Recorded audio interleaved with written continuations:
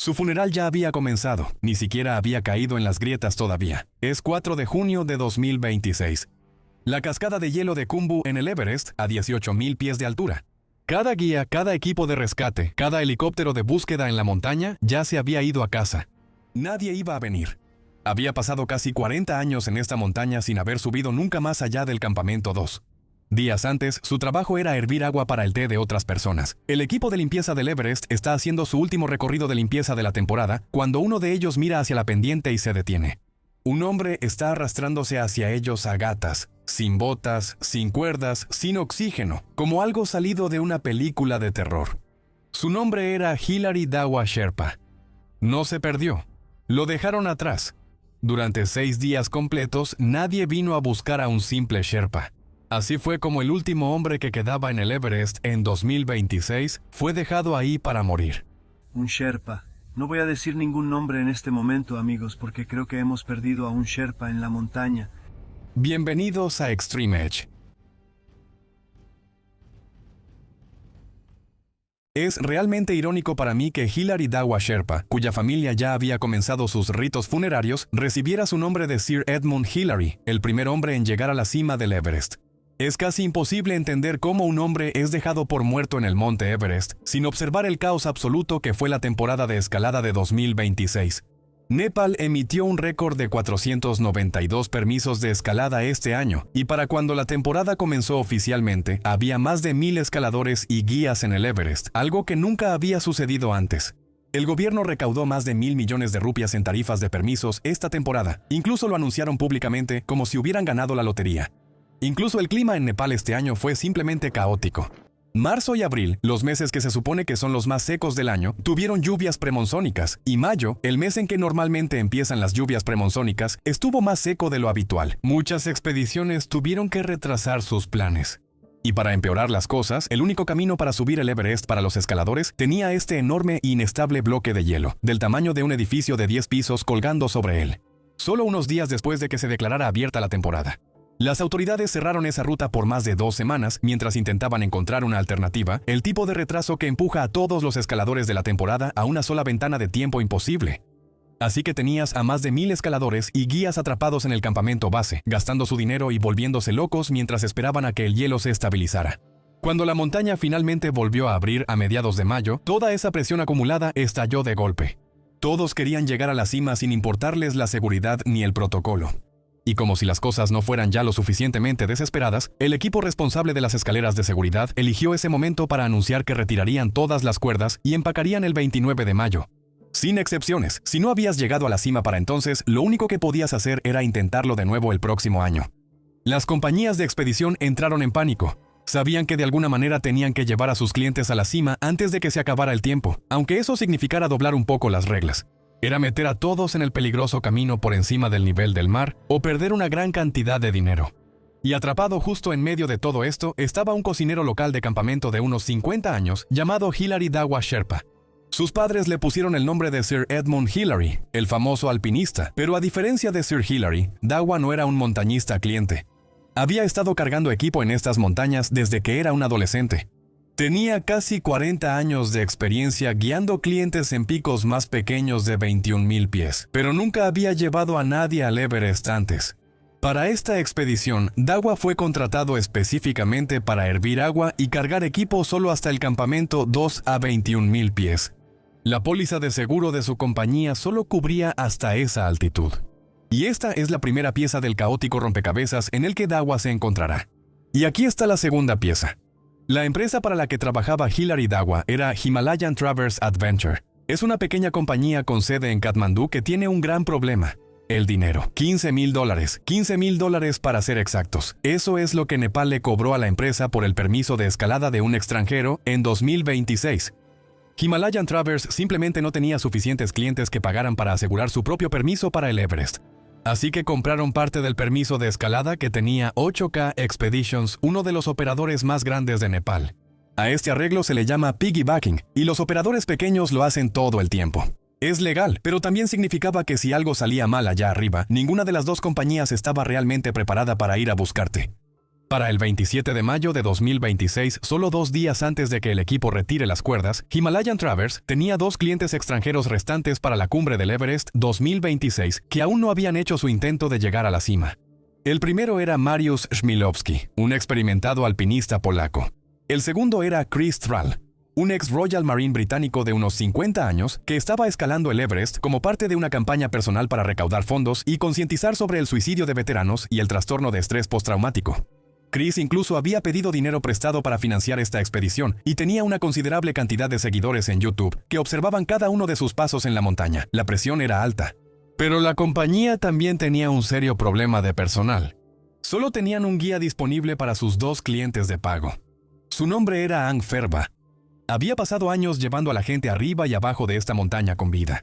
Ahora tenía 2 clientes y las matemáticas no estaban a su favor. Una proporción de un guía por 2 escaladores en la zona de la muerte simplemente no funciona. Si un cliente se desmaya, se necesita cada gramo de fuerza que tiene un guía experto solo para bajar a esa persona. Y además de eso, guiar al cliente consciente hacia abajo. Ahora, imagina si ambos clientes colapsan y el tiempo corre. Solo quedan 48 horas. Así que hicieron lo que los operadores de bajo costo suelen hacer bajo presión. Miraron a su alrededor para ver quién más estaba disponible en la montaña, y la respuesta fue el tipo que estaba hirviendo agua en el campamento 2. Le pidieron a Dawa que asumiera el papel de guía de cumbre, y Dawa, quien había estado pidiendo exactamente este tipo de oportunidad, dijo que sí. En casa, en Okaldunga, su hija de 18 años, Mendo Lamo, acababa de terminar sus exámenes finales de la escuela y estaba a punto de comenzar la universidad. Él era el único que ganaba dinero para su familia. Le vendrían bien unos cuantos miles de dólares. Así que, para las 10:30 p.m. del 27 de mayo de 2026, Chris, Mariusz, Ang y un hombre en una función que nunca antes había desempeñado en el Everest en toda su carrera, todos salieron del campamento 4 rumbo a la cima.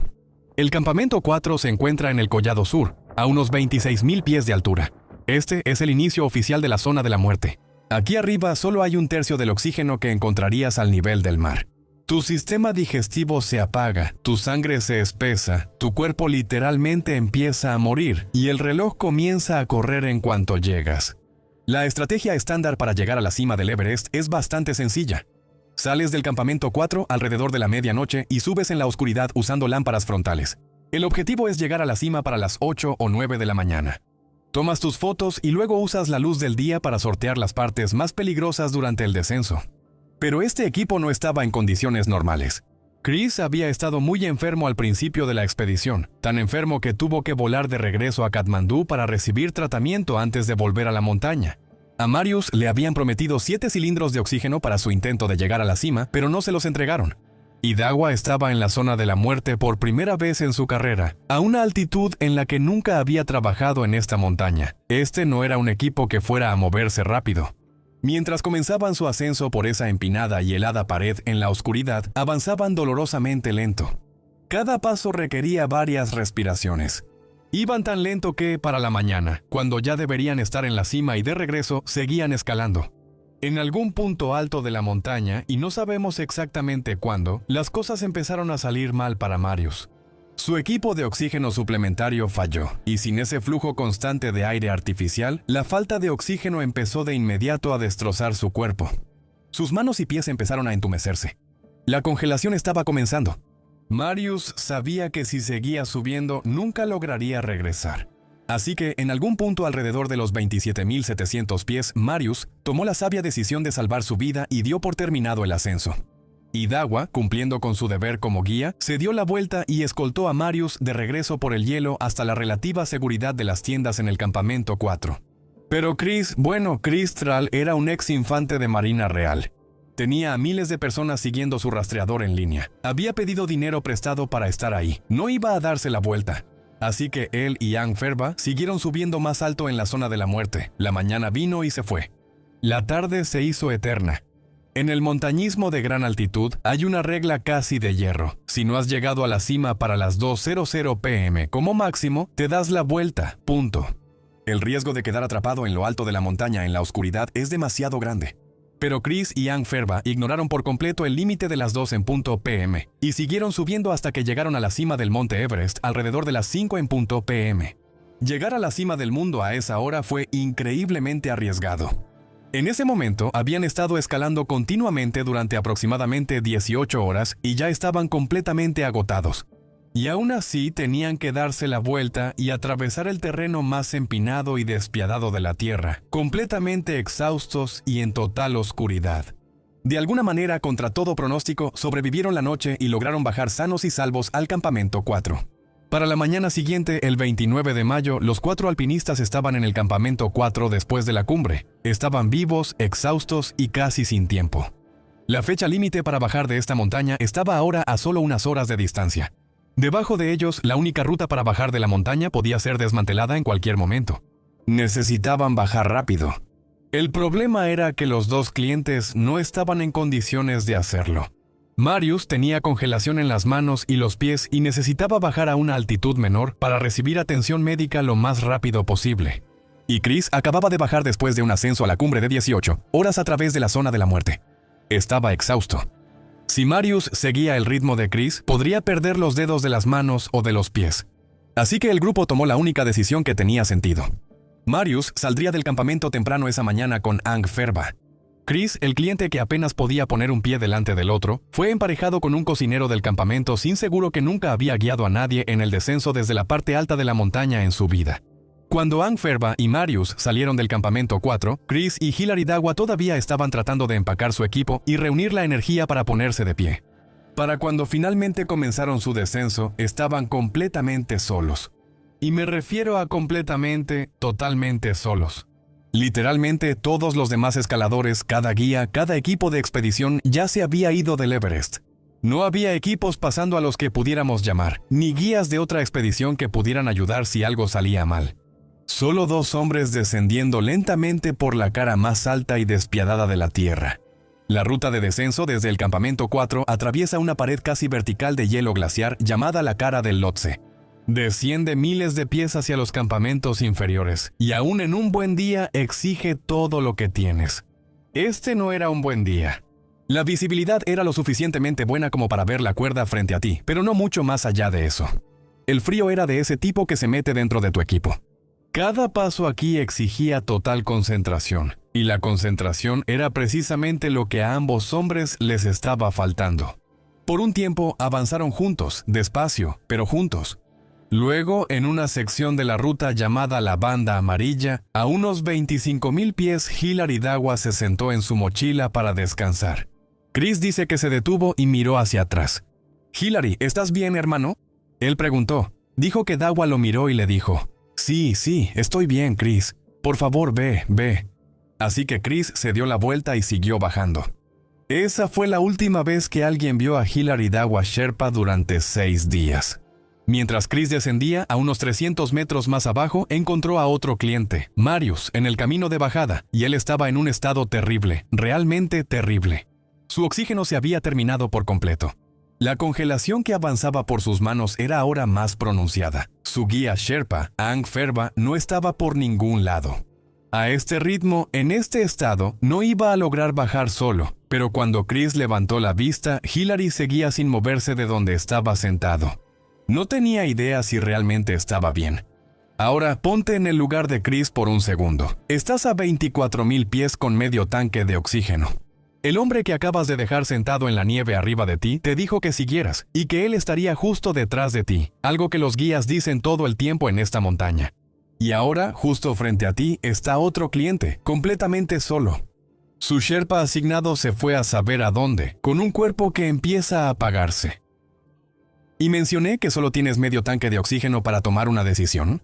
Quiero decir, las cuentas no eran complicadas. Chris decidió ayudar a Marius y juntos compartieron el oxígeno que le quedaba y descendieron juntos hasta una tienda abandonada en el campamento 3. Lo que debió haber sido un tramo de 2 horas tomó 11 horas en condiciones absolutamente horribles de visibilidad nula. El tramo del campamento 3 al campamento 2 tomó 19 horas. Solo lograron arrastrarse hasta un lugar seguro para el 30 de mayo de 2026, y durante cada hora de ese descenso, la linterna frontal de Dow nunca apareció detrás de ellos, ni una sola vez. ¿Chris tomó la decisión correcta? Bueno, sinceramente esa no es una pregunta que nadie debería hacerse porque nadie lo sabe. Lo que sí sabemos con certeza es que el 30 de mayo Chris se comunicó por radio con el campamento base desde el campamento 2 y les dijo que Dawa estaba desaparecido. Les dijo que lo vio por última vez en la franja amarilla el día anterior y que no había bajado. Y lo que debió haber pasado después es una movilización inmediata. Deberían haber habido helicópteros de rescate volando hasta el campamento 2 o el campamento 3. Enormes recompensas en efectivo para cualquier Sherpa que aún estuviera en la montaña para que subiera de nuevo por las cuerdas y lo rescatara. Alguna muestra de esfuerzo, un deseo de ayudar, algo. En cambio, Aventuras Travesía del Himalaya no hizo absolutamente nada. No organizaron ni un solo grupo de búsqueda. Ni siquiera enviaron a una sola persona a la montaña. Hilary Dawa simplemente fue dejado por muerto. Y como la compañía lo dio por perdido, bueno, los engranajes de la montaña siguieron girando. El equipo especializado de Sherpas debajo de ellos continuó arrancando las escaleras de seguridad y las cuerdas del hielo porque, bueno, en sus mentes, todos los que seguían vivos ya estaban fuera de la montaña. De regreso en el campamento Katmandú, Chris Thrall incluso se reunió con la esposa de Dawa y le dio la noticia de que él había fallecido en la montaña. Su familia comenzó los ritos funerarios budistas de varios días para su alma. Chris y Marius publicaron homenajes emotivos en línea, lamentando la pérdida del hombre que creían que había dado su vida por ellos. Todos pensaban que estaba muerto. Pero allá arriba en la montaña, con nada más que unas cuantas barras de chocolate y unos trozos de hielo para masticar, Hilary Dawa Sherpa seguía muy vivo. Porque esto fue lo que pasó cuando Chris se perdió de vista bajando por las cuerdas fijas días antes. Hilary se sentó durante horas. Estaba privado de oxígeno, exhausto y completamente agotado. Por toda lógica médica, debería haber cerrado los ojos y no volver a abrirlos nunca más. Pero de alguna manera, cuando salió el sol el 30 de mayo, el mismo día en que su compañía estaba en el campamento base dándolo por muerto, Hilary Dawa se puso de pie. Y lo que hizo después es una de las mayores hazañas de resistencia inexplicables en la historia moderna del Everest. De alguna manera, este Sherpa de 52 años se puso de pie y dio un paso, luego otro, en el camino de bajada. Lo que tenía no era fuerza de voluntad en ningún sentido motivacional. Eran 40 años de conocer las montañas del Himalaya y entender exactamente dónde estaba. La cara del Lhotse se extiende por miles de pies debajo de la banda amarilla. A plena capacidad con oxígeno, los equipos lo atraviesan en un par de horas. Hilary Dawa lo atravesó solo, sin una sola bocanada de oxígeno embotellado, agarrando cada cuerda fija y siguiéndola hacia abajo, sección por sección. Durante los primeros 2 días no comió. Un cuerpo cansado sin oxígeno ralentiza el sistema digestivo de manera dramática, así que incluso si hubiera tenido comida frente a él, su cuerpo no habría podido procesarla. Lo que sí podía hacer era beber, porque la deshidratación en altitud avanza más rápido que el hambre. Cada vez que exhalas, expulsas humedad de tu cuerpo, y aquí arriba estás respirando con más esfuerzo que en casi cualquier otro lugar de la Tierra. Dawa rompió pedazos de hielo de la montaña y se los metió a la boca. Le dolieron mucho los dientes. Masticó a pesar del dolor porque la alternativa era morir de sed antes de que el frío pudiera acabar con él. En algún momento, metió la mano en su bolsillo y sintió algo que resultó ser unos cuantos trozos de chocolate. Mantuvo el hielo derritiéndose en su boca, lo absorbió lentamente y comió. Eso fue su combustible hasta que llegó a las tiendas abandonadas del campamento 3 y las revisó una por una. Como la mayoría de las expediciones dejan comida atrás, comió lo que encontró y siguió avanzando. Honestamente, en este punto empecé a preguntarme si este hombre era de otra madera que el resto de nosotros. Porque lo que enfatiza la medicina de altura es que, sin oxígeno suplementario, el cerebro humano comienza a fallar en cuestión de horas. El pensamiento racional es lo primero que se pierde, porque el cuerpo dirige todos los recursos restantes a mantener el núcleo caliente y el corazón latiendo, y deja ir todo lo demás. Dawa era diferente. Él sabía exactamente dónde estaba todo el tiempo. No estaba perdido y seguía con vida, pero todavía le quedaba un largo camino hacia abajo. Después del campamento 3, Dawa se arrastró por millas de glaciar vacío, pasando junto a las tiendas totalmente abandonadas del campamento 2, a 21.000 pies donde originalmente se suponía que debía estar, y bajando más allá del campamento 1 a 20.000 pies, hasta que llegó al último y más aterrador obstáculo en la montaña. Para llegar a un lugar seguro, Dawa tuvo que cruzar la cascada de hielo del Khumbu. Esta cascada de hielo era lo último que separaba a Hilary y al campamento base del Everest a 17.600 pies. Si la cruza, estará de regreso a la civilización con doctores, helicópteros y un vuelo de regreso a casa para reunirse con su esposa e hija. No hay otra forma de bajar de esta montaña. Pero incluso en una expedición normal, la cascada de hielo ya es uno de los lugares más peligrosos para cruzar en el Everest. Este lento río de hielo se agrieta y colapsa sin previo aviso, y las grietas que no estaban ahí ayer se abren durante la noche. La única razón por la que los escaladores lo cruzan de manera segura cada temporada es que un equipo especial de Sherpas pasa semanas instalando cuerdas fijas y escaleras de aluminio para salvar las peores partes antes de que comience la temporada. Y recuerda, estas cuerdas y escaleras literalmente estaban siendo retiradas de la montaña. Ahí estaba Dawa solo en lo alto del tramo más peligroso del Everest, sin infraestructura, sin cuerdas, sin escaleras y sin otra opción más que pasar por ahí. Tuvo que depender únicamente de sus manos, sus pesadas botas y la memoria muscular que se desvanecía de un hombre que había pasado toda su vida en estas montañas. Pero sin las escaleras de aluminio para cruzar esos enormes y profundos huecos, atravesar la cascada de hielo de Khumbu ya no es cuestión de habilidad. Es ruleta rusa. No era cuestión de si la montaña lo atraparía. Era cuestión de cuándo, así que no es sorpresa que en la mañana del 1 de junio de 2026, mientras Dawa intentaba pasar entre el hielo que se movía justo debajo del campamento 1, perdió el equilibrio. Resbaló y cayó directamente en una profunda grieta vertical. Debido a que estas grietas en el hielo tienen forma de V estrecha, la fuerza de la caída lo atoró firmemente en el cuello de botella en el fondo. Se fracturó el fémur al impactar. Peor aún, sus pesadas botas de escalada quedaron completamente atascadas en el estrechamiento de hielo.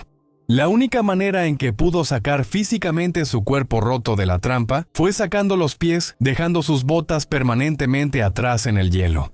Durante 2 días completos, Dawa estuvo atrapado en el fondo de una grieta con una pierna rota, sin botas y rodeado de hielo por todos lados. Sabes, en el alpinismo de gran altitud, existe este fenómeno donde el cerebro te ofrece una salida cuando te estás quedando sin oxígeno y te estás congelando hasta la muerte. Te envuelve en una falsa sensación de calor y te dice que simplemente te duermas. Dawa se negó a dormir, mientras estaba sentado, atrapado en el hielo durante 48 horas con los dedos de las manos y los pies volviéndose negros por la congelación irreversible. Su mente debió estar completamente y únicamente en su familia. Ellos eran su ancla. En un momento durante esos 2 días, sintió vergüenza. Una esperanza pura y agonizante rompió el hielo cuando Dawa escuchó el fuerte golpeteo de las aspas del rotor resonando en la grieta.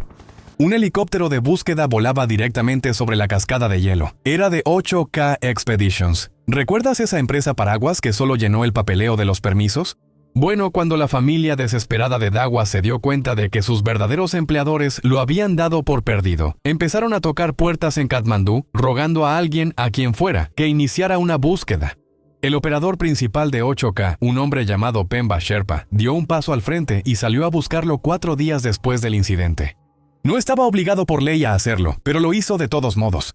Dawa escuchó el helicóptero, miró hacia la estrecha franja de cielo sobre él, levantó ambas manos congeladas 2 veces y saludó desesperadamente, gritó por su vida. Pero desde el aire una grieta es solo una sombra negra. El piloto no lo vio, así que el sonido del helicóptero se desvaneció, dejando a Dawa en un silencio total y sofocante una vez más. La mayoría de las personas habría dejado que la montaña los venciera en ese momento, pero Dawa no era como la mayoría de las personas. Porque piensa en el enorme y agotador esfuerzo que le tomó llegar hasta este punto, un trabajo para el que ni siquiera tenía seguro. Ya había descendido desde la franja amarilla a través del silencio hueco del campamento 3 y bajado más allá de las tiendas vacías en el campamento 2, haciendo todo esto solo, sin una sola bocanada de oxígeno suplementario. Su cuerpo se estaba apagando. Su mente se estaba deslizando hacia ese último y frío sueño. Pero cada vez que quería rendirse pensaba en su hija, pensaba en Damu, su esposa. Necesitaba mantenerse con vida, necesitaba este sueldo para ellas y ya casi estaba a salvo. Básicamente había hecho lo imposible, estaba a centímetros de la meta, ya casi estaba en casa. Y entonces, después de 2 días en ese agujero, sucedió lo imposible. Recuerda, la cascada de hielo de Khumbu en realidad no es solo un valle congelado y estático. Es un río de hielo enorme y que se mueve increíblemente rápido, bajando por la montaña a una velocidad de hasta 90 centímetros o 1,20 m cada día. Debido a que el glaciar se mueve sobre una pendiente empinada y dentada, el hielo se estira y se rompe violentamente. Mientras Dawa estaba sentado en el fondo de su grieta, esperando el final, una de las enormes torres de hielo justo encima de él finalmente cedió y se rompió bajo su propio peso.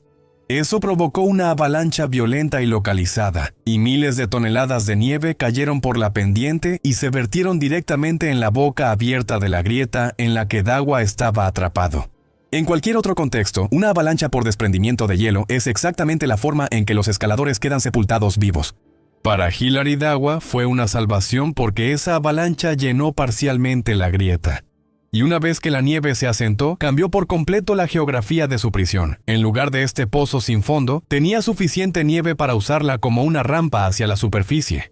Así que, usando cualquier pequeña reserva de fuerza que le quedaba en la parte superior de su cuerpo, e ignorando el dolor cegador de su pierna rota, Hilary Dawa se arrastró por los escombros de la avalancha y después de 2 días en la oscuridad, salió de la tumba por su propio esfuerzo. Cuando finalmente logró arrastrar su cuerpo de vuelta a la superficie, el costo físico de lo que hizo, sinceramente, casi acaba con él ahí mismo. Sus botas habían desaparecido, sus dedos de las manos y de los pies estaban negros, su pierna estaba destrozada, no podía ni siquiera ponerse de pie, y no quedaban cuerdas para ayudarlo. Así que se quedó en el suelo, hundió sus manos congeladas por la escarcha en la nieve y empezó a arrastrarse hacia adelante.